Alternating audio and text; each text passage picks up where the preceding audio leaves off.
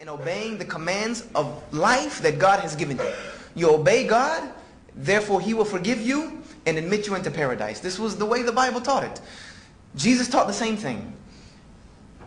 And then we get to Paul, and Paul writes a letter to the Galatians. And in this letter of Galatians, Paul rebukes the church at Galatia by saying to them, pretty much, if you translate the Greek, it says, "Oh, foolish Galatians." He calls them fools. He says, and he calls them fools because he asked them, why have you become so trapped up in this law? Why have you become so trapped up in this law, which is a curse?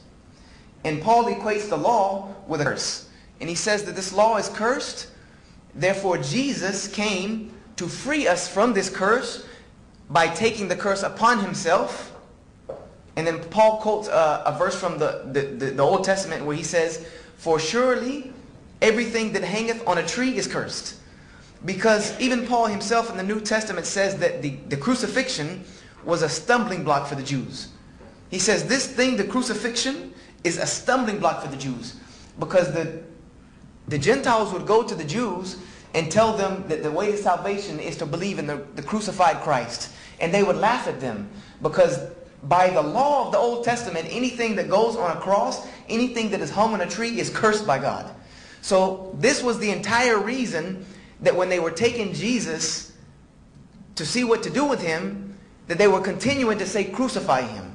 Because they were saying crucify him because they were telling them that if you want to discredit him, if you want to make him to be not who he says he is, and you want to prove that, then crucify him. Because if you can crucify him, he is not the Messiah. By our own book, if you can crucify him, he's not the Messiah. So this was why they said crucify him. And this, as Muslims, now we know that he was not crucified. Because by God's own law, he could not be crucified if he was the Messiah. And we believe him as the Messiah. So all these things came into huge conflict with me. This set off a whirlwind of conflict with me. So I was in a frenzy. And I started telling my friend, and he realized that I was in a Christian crisis, as to say. You know, I was in real crisis.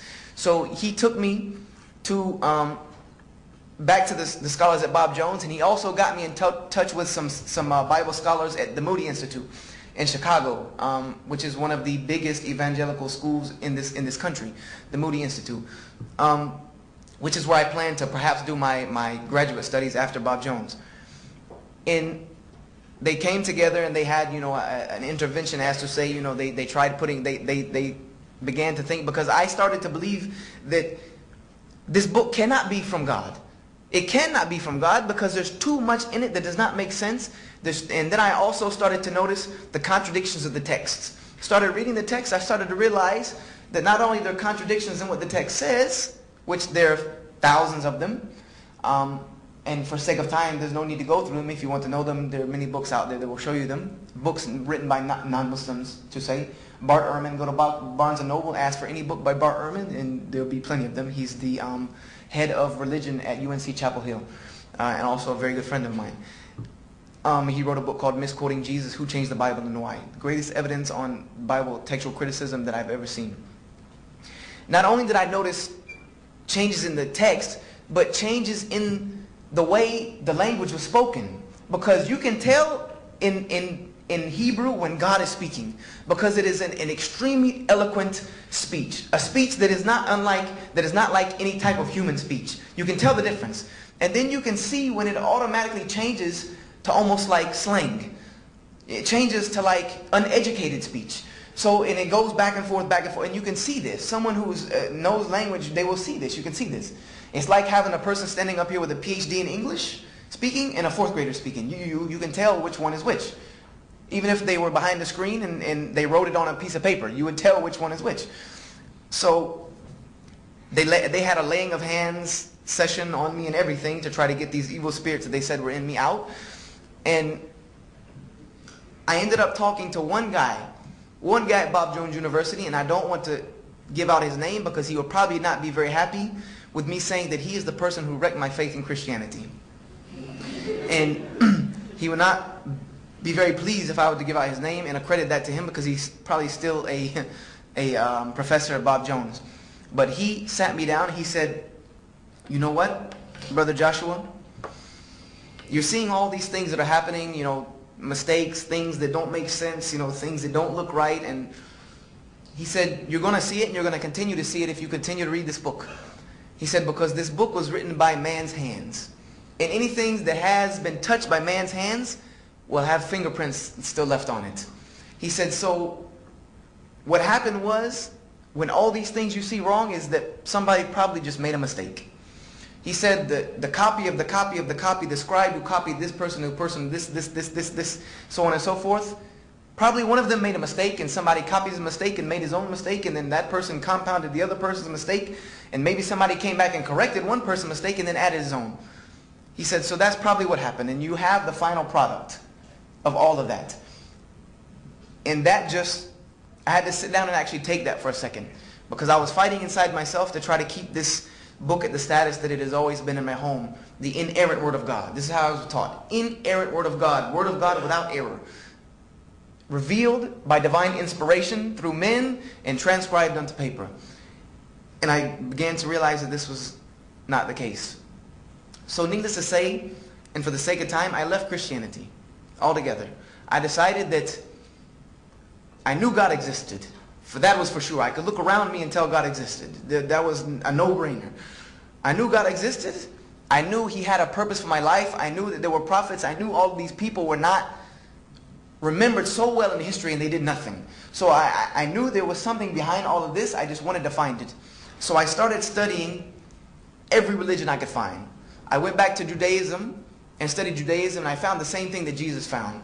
That there were parts of Judaism that was too tied up in the law, and they gave no room for spirituality. There was no room for spirituality left, because you just had to follow the law. You step this way, you step this way, you turn left, you turn right, that's it.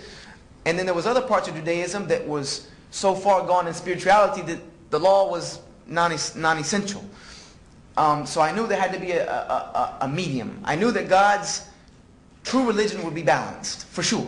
Because life is balanced. In order for life to exist in harmony, it must be balanced.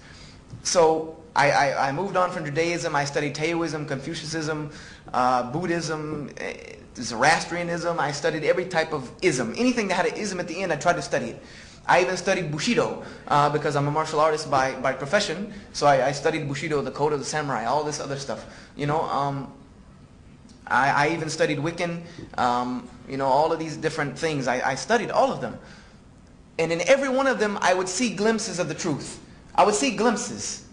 Kind of like a panhandler pandles for gold at a stream and he finds flakes. I would see flakes, but no nuggets. There was nothing. I was not hitting the core, as to say.